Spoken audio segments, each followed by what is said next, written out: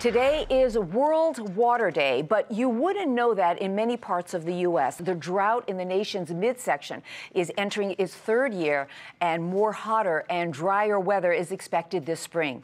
Now, one of the hardest hit states is expected to be Texas, where rice farmers who need a lot of water for their crops are feeling high and dry. Bertha Coombs has more. Ron Gertson spends more time maintaining his combine than using it for planting. Rice farmers in southeast Texas aren't getting water from state reservoirs.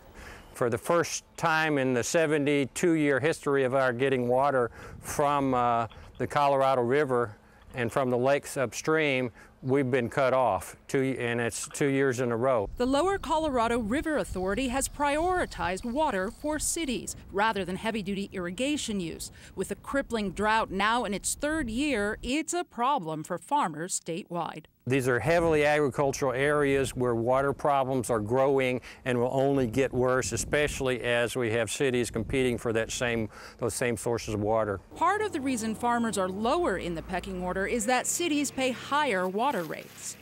But with 90% of the state in extreme dry or severe drought conditions, the state climatologist says if there's no relief this summer, other industries could also feel the pain of restrictions.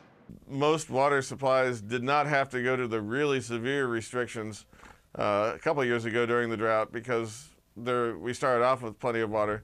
This time around, we may be hitting some new territory where we start seeing some stage 3 and stage 4 restrictions, which would essentially mean only use water for the stuff you actually need water for.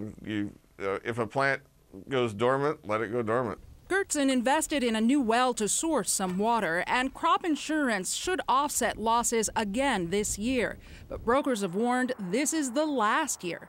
His plan if the drought continues? We're praying. And not just for his farm. Bertha Coombs for Nightly Business Report.